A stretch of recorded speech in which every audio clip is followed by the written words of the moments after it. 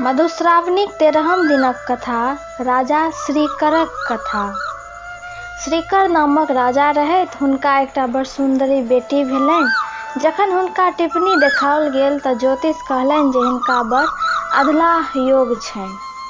छाती लात झोटा हाथ आ सौतिनक पोखरी में 2.5 झाँक माटी उघैत इएह हिनकर टिप्पणी में छनि। राजा ई सुनि बड़ दुखी भेला। अपन साध्य किछु नहि छनि, ओ एहि में की कऽ सकैत। बेटी जखन विवाह करबाक योग्य भेलखिन तऽ राजा मरि गेलाह। श्रीकर राजाक बेटाक नाम चंद्रकर रहनि। पिताक मृत्युक बाद चंद्रकर राजा भेला। माय सतत चंद्रकर के बहिनीक विवाह करेबाक लेल तंग करथिन, मुदा चंद्रकर के बहिनक टिप्पणी बात मोन छलनि। ओ अपन माय सँ कहलनि, हम बहिनक विवाह नहि करायब, हम हुनकर अपमान नहि कऽ सकै छी। छाती लात झोटा हाथ आ सौतिनीक पोखरि 2.5 झाँक माटि उघब देखी हमरा बर्दाश्त नहि हैत। हम एकर निराकरण सोचि रहल छी जे नहि कियो हुनका देखथिन आ नहि ककरो सँ विवाह हेतनि, नहि कियो छाती सँ लात मारथिन आ नहि कियो झोटा में हाथ लगौथिन, नहि सौतिनक पोखरी के माटि उघय पड़तनि। राजा चंद्रकर एक निर्जन वन में माटी के एक बड़ पैघ सोनी खुनाओल आ ओहि में रहबाक योग्य एक घर आ एक इनार सेहो बनवाओल। एक चोरियाक संग बहिन के ओहि सोनही में बास देल गेल आ ऊपर सँ सोनहीक मुँह बंद कए देल। कनेक दुआरी ओहि में छोड़ि देल गेल जाहि बाटे बसात जा सकै, कोनो तरहे एक आदमी बाहर भीतर कए सकै। राजकुमारी अबला छलीह, हुनका भाइक बात मानय पड़लनि। ओ सोनि में दिन काटय लगली। भाई मास दिन पर खेबा पीबाक वस्तु पठबैत रहथिन। एक दिन स्वर्ण नामक राजा शिकार खेलैत ओहि वन में पहुँचला जतय राजकुमारी सोनि में रहैत छलीह। राजा के प्यास लागि गेलनि। ओ पानि तकैत छलाह। अचानक हुनका चुट्टी सब पर नजर गेलनि। चुट्टी सब एक धारी सँ जाइत छलाह। जखन राजा ओकरा देखलखिन तऽ देखते छथि जे चुट्टी के मुँह में साग आ भात छै। राजा के विश्वास भेलनि जे एहि लगपास में कियो मनुष्य रहैत अछि। ओ चुट्टी धारीक अंत तक गेला। ओ देखैत छथि जे एक झोपड़ी में गीदड़ वा साहिक बिल सन छनि आ ओहि सँ चुट्टीक धारी बहरेले अछि। राजा सोनी में पैस गेला। भीतर गेलाक बाद देखैत छथि जे एकटा बढ़िया आंगन आ एक इनार आ ओ हाक लगौलनि, कियो एतय छी? हमरा जोर सँ प्यास लागल अछि, कनेक पानि पिअब। हाक सुनी राजकुमारी एक पात्र में शीतल जल अपन चोरिया के हाथे पठा देलनि आ राजा जल पीलनि, किंतु प्यास लागले रहलनि। ओ पुनः पानि मांगि पीलनि। ओतय हुनका चोरिया सँ ज्ञात भेलनि जे एक सुंदरी राजकुमारी एहि सोनि में रहैत छथि आ ओ राजकुमारिये छथि। ओहि राति राजा ओतय रहि गेला आ राजकुमारक सुंदरता देखि राजकुमारी मोहित भऽ गेली। ओ राजकुमारी सँ विवाह कऽ लेल ओ सुख विलास करैत किछु दिन ओतय बिताओल। राजा अपन राजधानी घुरबाक विचार करय लगला। राजकुमारी कहलनि, जाय छी तऽ जाउ, मुदा ई बात मोन राखब जे साउन सुदी तृतीया के मधुश्रावणी पाबनि होइ छै।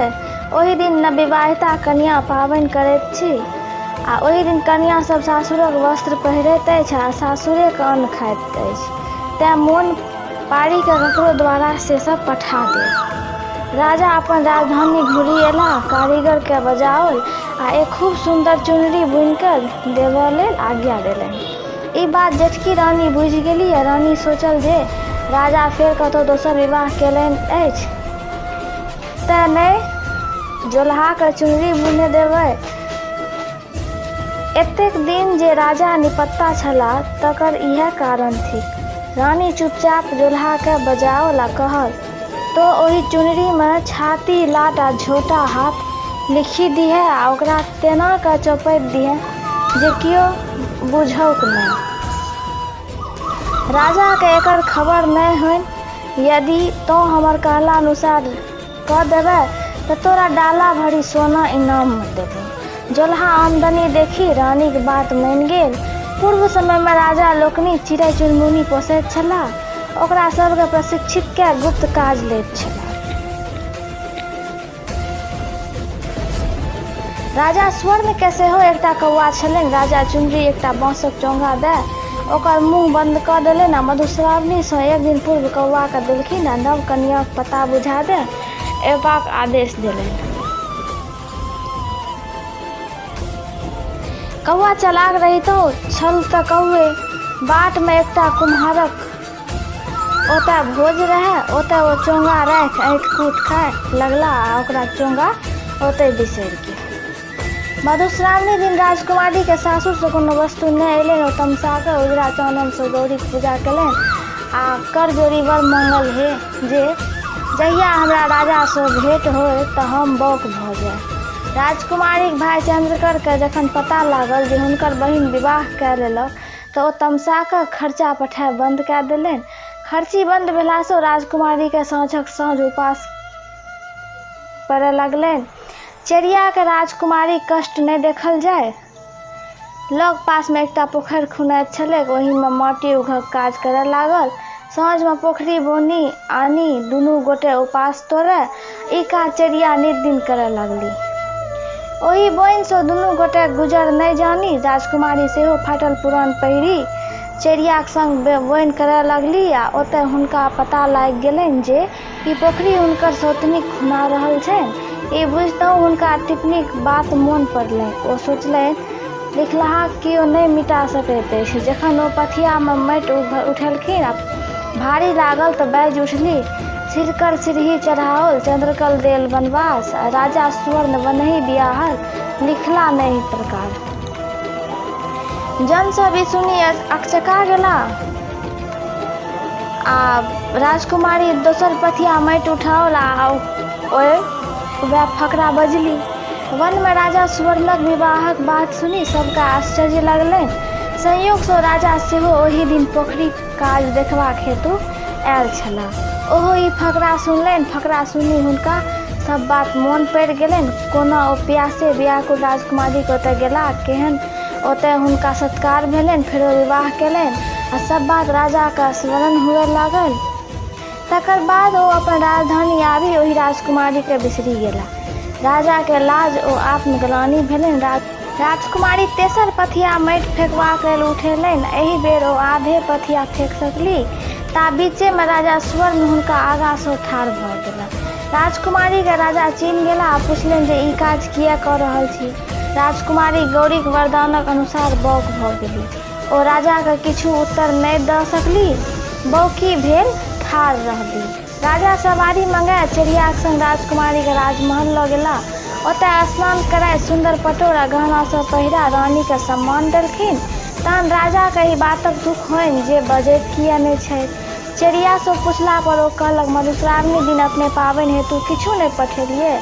ओहि तामसे राजकुमारी उजरा फूल आ उजरा चानन सँ गौरी पूजा केलनि आ गौरी सँ वरदान मांगलनि जे हमरा राजा सँ भेंट हुए तऽ हम बौक भऽ जाय। तेँ ओ नहि बजैत छै। राजा जहन सब बात सुनलनि तऽ दुखक पारावार नहि रहल। ओ कौआ के बजा चोंगा खोज केलनि। कौआ के ई बात ध्यान से उतर गेल रहे। खोज करते ओकरा कुम्हरा ओहिठामक बात मोन पड़ि गेल। राजा अपन दूत पठा कुम्हरा के बजबौलनि आ तहन ओ कहलखिन जे हमरा एकर जानकारी नहि अछि तहन हम अपना ओहिठाम खोज करै छियै। कुम्हरा तहन आंगन गेल आ खोज केलक तऽ पता लागल जे भोजक दिन ई चार परसों खसल आ ओकर पुतहु ओ चोरा उठा कोठी में राखि देलक जे राखले रहे। ओ आनी राजा के देलखिन आ क्षमा याचना केलक। राजकुमारी के तहन संतोष भेलनि जे एहि में राजा के कोनो दोष नहि कौआ के चलता सँ ई सब फसाद भेल। चौरा आनी जखन राजा देलखिन तहन सब वस्तु ओहिना अनामती छल आ चौरा में सँ पटोर निकालि जखन देखलखिन तऽ देखैत छै जे ओहि पर लिखल अछि छाती लाता झूठा हाथ। राजा के ई देखते देह में जेना आगि लागि गेल। ओ जोल्हा के बजाय पूछलखिन जे ई कोना लिखल गेल। जोल्हा सब विस्तार कहि देलक। राजा रानी के बजबाय दू खंड क काटी गड़बा देलनि। राजकुमारी के आब बुझा गेलनि जे एहि में राजा के कोनो दोष नहि कौआ गलती सँ एतेक फसाद भेल। राजकुमारी अगिला साल मधुश्रावणी दिन ललका फूल आ चानन सँ गौरी पूजा केलनि आ बोल फुटबाक वरदान मांगलनि। रानी के बोल फुटलनि। तखन ओ राजाक संग रानी बनि सुख सँ जीवन बितबय लागली।